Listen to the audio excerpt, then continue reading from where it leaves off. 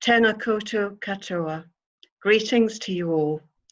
My name is Hilary Oxford Smith, and I'm a member of the clergy team at Vaughan Park Anglican Retreat Centre in Auckland.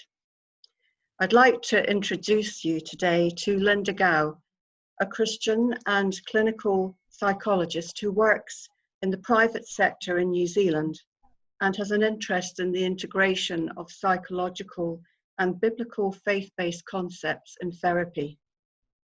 In a series of 3 conversations, Linda and I are sharing some insights from pastoral care practice and psychology, which we hope will help to give meaning, awareness, reassurance, and some practical ways to respond to the ongoing emotional impact upon us of the global pandemic. As people of faith or no faith, and as those who care for and support others in a professional and personal capacity. Our first conversation focused on fear and anxiety, and today we're going to explore loss and grief. So I'd like to hand over to Linda to introduce our conversation. So, hello everyone. Nice to be back with you, Hilary, again, and to talk about this topic of loss and grief. So, I think the losses over this COVID lockdown period have been multiple, largely unexpected and unplanned for. It all happened so quickly, and we've had little time to adjust to this new normal that we're emerging into. Our freedom of movement's been restricted, our physical closeness to those outside of our bubble has been restricted. We've not been able to grieve in the corporate way the death of loved ones, or conversely celebrate the birth of children and grandchildren, attend weddings, special birthdays, attend concerts, movies, go on holiday. In fact, the planned events that have taken months often to prepare have all been cancelled. And while we've been protecting the health of our small nation, our personal and our nation's financial security has been threatened, and for many, the possibility of losing their homes, jobs, or businesses has become a reality. I work with those who are already emotionally vulnerable, and my clients have had to accept online therapy, and for some, this hasn't worked out. So they've been having to wait to resume face to face appointments. And many are now juggling kids, jobs, and their own needs, and those things are all in the mix. So, one of my clients with a history of trauma, who's only been able to meet with me online at present, needed acute hospital admission during this COVID period. And in the normal circumstances, of course, she would have had her husband or a sister at her side to advocate for her. But they weren't allowed in the hospital due to the COVID restrictions, and she felt very vulnerable and unable to get her needs met for pain medication, a special diet for cultural reasons, and developed quite acute PTSD because of the lack of support and understanding she received. And her emotional recovery has been severely impacted. So I suppose it's just highlighting the complexity and the knock-on effect from the COVID period for people. And as we face this new normal, as it's been dubbed, we have to let go of the old normal. And that is a loss and change for many of us. It's painful and hard, and often much worse as we get older. And dare I say, it's more set in our ways. So, acceptance plays a huge part in the recovery from grief and loss, and leaning into our emotional pain and facing the new reality rather than trying to push it away or avoid it is a very important strategy. Tears are very therapeutic in this regard. When we cry, we release oxytocin and endorphins, and these chemicals make people feel good and can ease both physical and emotional pain. The crying can actually reduce pain and promote a sense of well-being. So grief and loss are natural parts of life. They're unavoidable. It's ecologically appropriate to feel those emotions, and we will all experience them to a lesser or greater degree. And we create rituals around them to help us to get through. And it's in the absence of those rituals that can tip us off balance and lead to more serious distress. And And of course, the COVID lockdown has stripped us of many of our go-to strategies, which often involve community sharing and comforting of one another. You think about how important this was during the Christchurch mosque attacks and the Whaikere White Island disaster. People came together, and they come together when tragedy strikes, but not with COVID. So tangis and funerals, for example, that help us on our grief journey when we lose a loved one, um, they offer a context in terms of a place and certain rituals to help us share and express our grief. So I'm going to hand over now to Hilary to speak further about the complexities of losing a loved one through death during this COVID period. Thank you, Linda. Well, the death of someone we love is one of our most difficult life experiences, I think, to cope with and to navigate. And if you're watching and listening to this conversation because someone you care about has died either before or during the pandemic, Linda and I want to acknowledge your loss and the emotions that you're experiencing at this time. When a loved one dies, the world and life as we have always known it changes, and it will never be quite the same again. For those whose loved ones have died in the midst of the pandemic, there is much that has been so different from what we've been used to pre-pandemic. Depending on where you live in the world, there have been and are varying restrictions on hospital and home visiting, and also the way we communicate with our loved ones who are ill or dying. There's been social distancing and also travel restrictions. Some customary practices haven't been possible or have had to be changed. Viewings and funerals, tangihana, wakes, and other farewell gatherings haven't been able to be held as normal. There have also been some very hard choices to make regarding cremation or a delayed burial, no service or a delayed service, and many funeral directors, clergy, cultural or religious elders and celebrants have been a blessing to families who need advice and guidance on the next steps to take. In my grief support work, I hear from people whose loved ones have died during the pandemic and not necessarily as a result of contracting the virus. And they all express grief at the loss of funerals. And some also feel that their sorrow and mourning hasn't been socially acknowledged. It's as if it's been minimized and unsupported, and that they feel that they're mourning the loss of the person they love without that normal in-person support and interaction from others. It's as if grief is heaped upon grief, and feelings of anger and guilt and helplessness, of feeling cheated even, confusion and resentment can all rise to the surface. So I've been thinking about this from a Christian perspective, and many people who are grieving do look to the New Testament and the Hebrew Bible to find meaning and comfort and inner strength. The scriptures recount many stories of loss, lament, and grief. The passion and salvation narratives of Jesus also offer hope for the present and the future. The doctrine of the communion of the saints, which is open to different interpretations, but generally believes that we are in spiritual union with our loved ones who have died, can also be helpful for many Christians. And I kind of warm to the thought that our loved ones know well the challenges ahead of us, that they accompany us and cheer us on, and we're lifted up by their love and encouragement. However, not all Christian people grieve in the same way, and scripture and church doctrines, even religious platitudes, can be quite meaningless for some. Prayer can also be really difficult and problematic.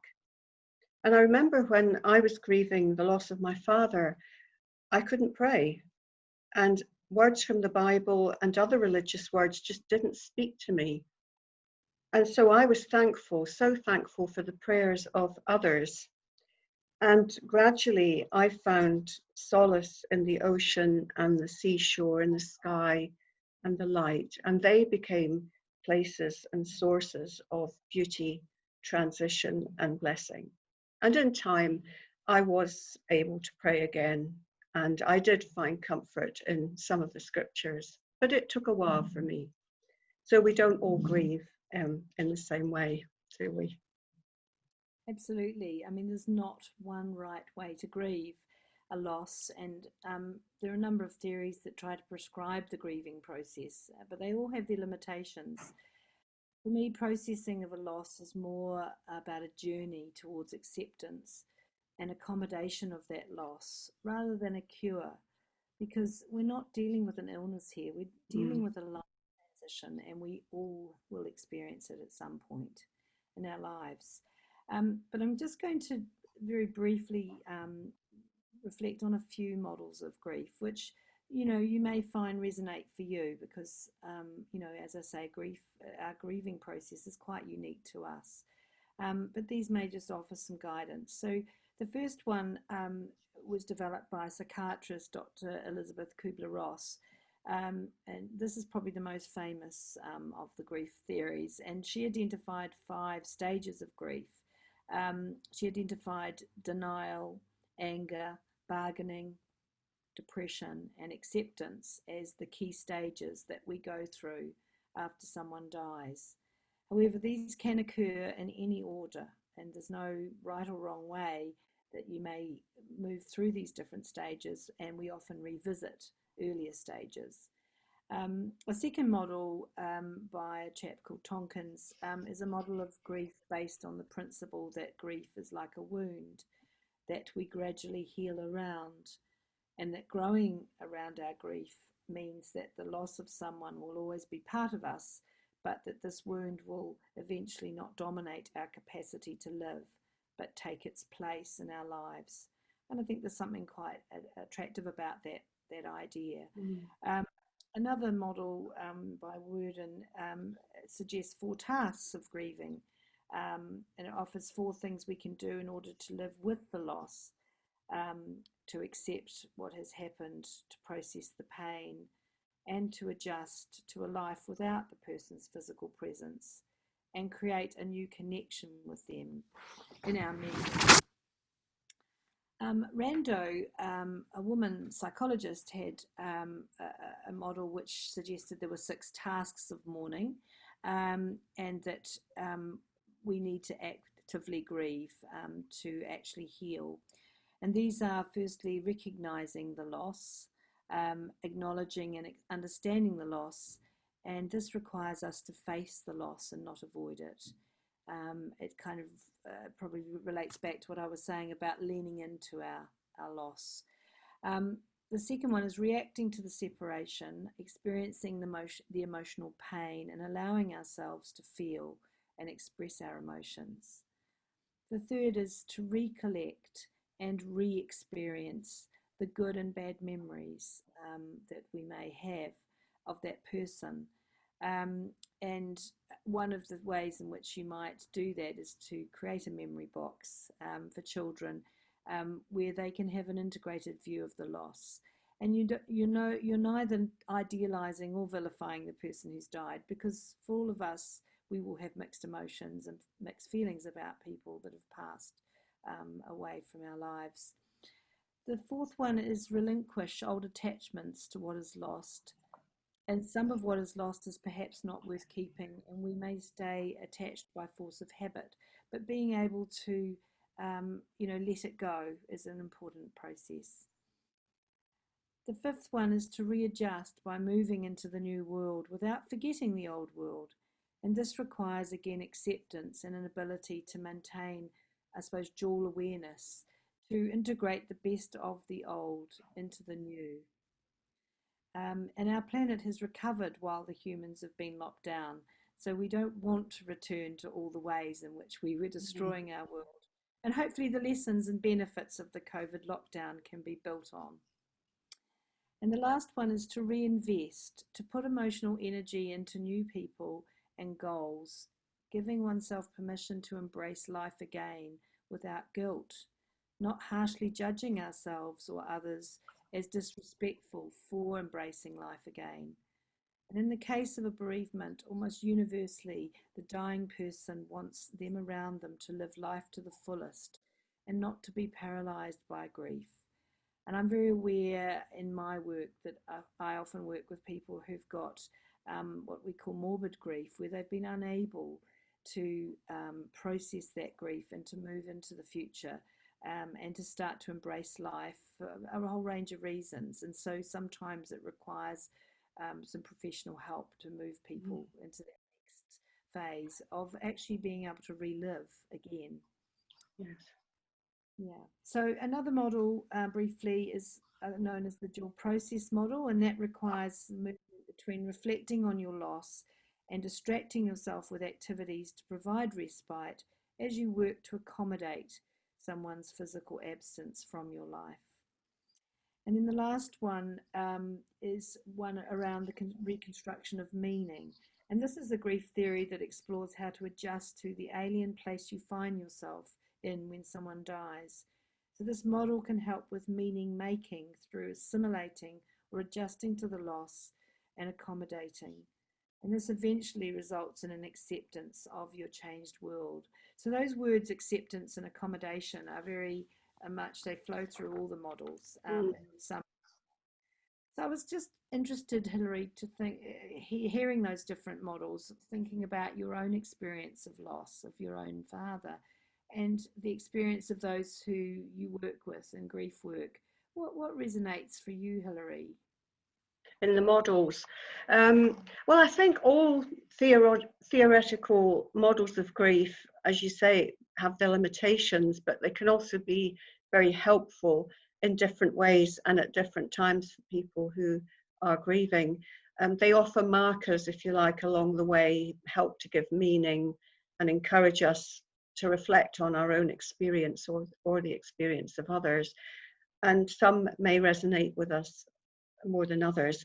I kind of warm to the Tompkins model, which talks about the ways in which grief isn't something we get over, but rather something that our life grows around.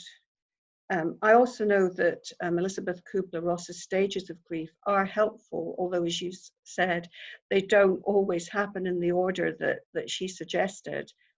And David Kessler, who worked with Elizabeth Kubler-Ross, has now added a sixth stage called finding meaning. Yeah, I think making meaning is something that comes later in the process, if you like. And there's also some graphics circulating around social media at the moment about the experience of grieving. And one is a very sort of neat, linear process where you go through all the different stages at certain times. And then there's the other process, and it's like a tangle of threads. And that just over time gradually disentangle themselves with some help along the way. And I think that's really just what it's like, especially in the early stages of grieving. No, I agree. So now we've moved to level 2 in New Zealand, and there's been some relaxation in the restrictions here, which is wonderful. And the government is now suggesting that we can now start to celebrate life's important moments with our loved ones, such as weddings, funerals, birthdays, anniversaries, and that small religious gatherings and ceremonies can be held with public health measures in place. And these are really welcome guidelines, given that many people have been bereaved during this lockdown, have not been able to gather together with others and farewell their loved ones, and rituals that mark this rite of passage. And they will also have the opportunity to receive the support and companionship of others in their grieving, which is such an important part of the process. And I think that from a sort of a life transitional model, rituals are a very key way in which we transition through all the stages in our lives. They assist us to move from one stage to the next. And I often jokingly say to my sons that we as parents, Ian, my husband and I, have followed that pattern of It's used quite often, matching meaning marriage, hatching having children, and dispatching passing away, but obviously not yet. We haven't got to Yeah. that yet. And we encourage them to follow the same pattern because for us it's worked. It's a model that's worked. And we say it tongue in cheek, of course. But the systems of levels from 1 to 4 during the COVID period has helped us to know which stage we are at, what rules there are that apply to the stage, and the direction in which we're heading. And I think that's been a really helpful thing in New Zealand because we have known kind of, and I've talked to people in the UK recently, talking to friends over there who said, we're not quite sure ever which stage we're at. And so people are confused and then people get annoyed with each other because, they feel that others should be following certain, safety distancing measures or sort of hand sanitizing measures that they don't seem to think are required anymore. Mm. It's interesting because I think we're programmed, particularly in Western culture, to respond to rules and routines from a very young age. And they give us a degree of certainty and predictability, therefore control. And I think quite often that loss of control and agency in our lives can lead, to anxiety and fear and a sense of helplessness. Absolutely. And then once the gatherings and the public remembering the rituals have passed, the experience of many bereaved people, pandemic or not, is that after a few weeks, the phone calls, the emails, the support can often ebb away. And in a way that's natural because life moves on for people. And sometimes family members who are also grieving have to do so in their own way too, and regular contact might not be possible for a while. I often encounter people who would really love to be alongside others in their grief journey, yet feel that they don't have the confidence or the skills to do so. They feel like they may be treading on eggshells or don't want to add to someone's distress and, in their view, make them cry. And from a pastoral care perspective, I think companioning others and helping them to attend to their sorrow, to gently tend their grief, is a gift of love and care and compassion and consolation that Jesus invites us to share. It is a challenge to be alongside those in deep distress, not least because we come face to face with the inevitability of death, our own vulnerability and fragility, the losses in our own lives and those of the people we love. And I find some really helpful ways about companionship have been developed by Dr. Alan Wolfelt of the Centre for Life and Loss Transition in Canada. And he says that companioning someone who's bereaved is about being present to another person's pain rather than wanting to take away the pain. It's about listening with our hearts and walking alongside, discovering that we don't have to fill up every moment that we're with people with words. He says it's about respecting the confusion of emotions and feelings that go along with grieving and learning, and that a bereaved person does have the choice about how they grieve and who they invite to accompany them.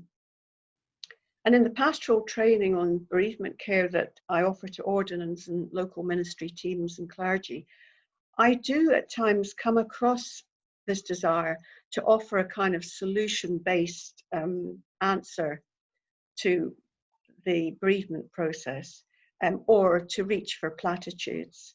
And for some, platitudes can be well-meaning and comforting, but for others they can be quite unhelpful.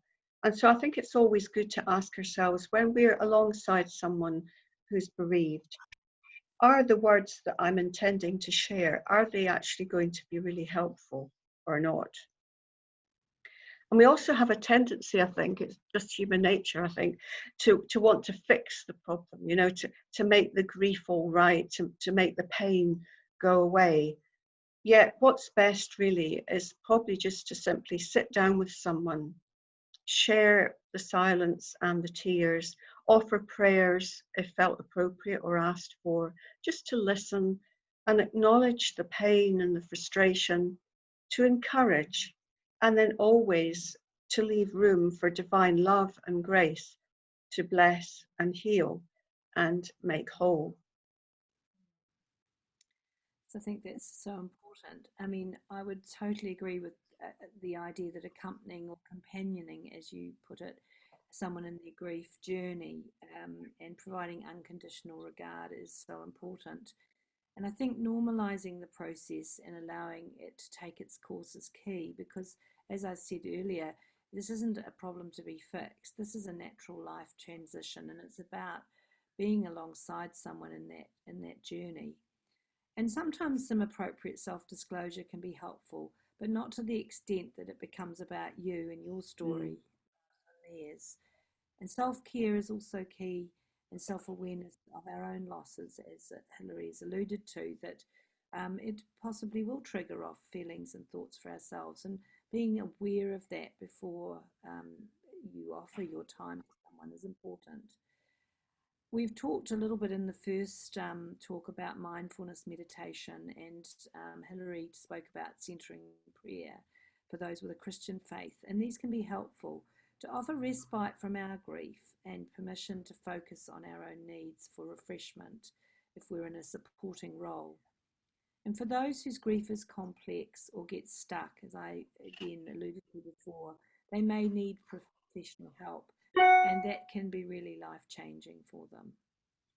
Yes, it can, and I agree what you say in relation to appropriate self-disclosure and also self-care. Thank you for raising those. So, what other helpful tips, Linda, might you suggest for people who've lost loved ones during the pandemic? So, certainly in my own life, when my mother passed away, I found it very helpful to have a little place, a table, where I had like a little altar really at home. I had a photograph of her, I had a candle there, I had a poem which I had read at her funeral. Had some flower. Often I'll put flowers on the table, particularly at Mother's Day. I did that. So actually creating a little place which that you can visit, you can light the candle, and she passed away a couple of years ago, but I still have that sitting there in the Mm. lounge, and it's a nice place I can go and I can reflect and think about my mother. Um, I mentioned the memory box concept earlier, and that's something I've used quite a lot with clients, and particularly children, creating a memory box of small items. They can then go back to their box, and it reminds them of the person. I often suggest putting something in there like a scarf or a small item that might remind you because you can smell that Mm. person Mm. on it. Often photographs, but just little things that you can stick in a box. And I often get children to decorate a shoebox with, some bright colours, and they might even put on the name of the person who's passed away. And so that's just a small thing you can do. Obviously, a lot of people have had to delay funerals or celebrations of a person's life. And I think having that serum still going ahead and doing that at a later point is really important because of the fact that that ritual is an important Mm. part of grieving and moving on. And of course, in Maori tradition, there's the unveiling that happens 12 months after the burial, which I think is a wonderful cultural kind of point where you go back and you revisit the grave site, you reflect on that person's passing, and you, I suppose, are able to celebrate their life at that point because you're more able to do that. Obviously, Hilary's mentioned, talking with your parish minister if you have a faith, or a priest, or the pastoral team can be important. Um, Connecting with family and friends, I know via the internet or via telephone, has been absolutely essential for a lot of people under lockdown, particularly the older generation, some of whom have been at home and not able to get out at Mm. all. And for a lot of them, they're still quite nervous about going out. Yes. So making sure that we're in contact with people like that. And I'm amazed actually, my 91-year-old father has worked out how to use Messenger video, so I can actually, speak to him and see him, and so that's been a fantastic thing. I mentioned the 1737 line, I know, in the first talk, and I think just to bring that one back to people, that is a free and confidential line. You can have a conversation anonymously with an experienced counsellor or therapist or a psychologist like me, and there's people on the end of the phone at 24/7. It's available, professional, and you can ring as often as you like. And for those who are a bit younger, you can text that number 1737, and someone will text you back and have a text conversation with you if that feels more comfortable. So, Hilary, I think you've got a few tips or thoughts to add to this. Well, I mean, what you've shared has been so creative and helpful for people. And other suggestions might be to wear or hold or keep close something that belonged to your loved one. You could perhaps create a playlist of their favorite music to remember the person. You might want to create a photo collage. That can be a really good project that a family and friends can do together. A collage of happy and lovely moments that you've shared together, and yes, including family members and friends if you can, in creating it is a lovely way of coming together and also sharing, memories and memories of the loved one together. That can be really good. And there are lots of imaginative ways in which someone's life can be honoured, and we'll provide some links to some of these on the Vaughan Park website. So whether you're bereaved or are offering companionship and help to someone who is bereaved, we do hope that some of the insights that we've shared in this second conversation will be helpful to you. And our conversation will be uploaded onto the Vaughan Park website soon, and you'll be able to view it on YouTube. In our third and final video conversation, Linda and I are going to be exploring the frustration and anger that many of us are feeling right now. And we've seen lots of examples for that in the news and in our media. And so we'll be sharing some insights with you on how to make meaning of these feelings and manage them in a helpful way for you. So before we leave you, Linda's going to share some beautiful words. So I'm just going to share briefly something I read on Facebook. In fact, it's anonymous, but I just feel it somehow just touches at the heart of what grief is about. So, grief, I've learned, is really just love. It's all the love you want to give but cannot. All of that unspent love gathers up in the corners of your eyes, the lump in your throat, and in that hollow part of your chest. Grief is love with no place to go. That's lovely. Thank you for that. And thank you for sharing your wisdom and insights with us today, Linda. So until next time, Linda and I thank you very much for watching and for joining us today. So please do take good and gentle care of one another. Stay safe, be kind, go well. Kia kaha. Kia kaha.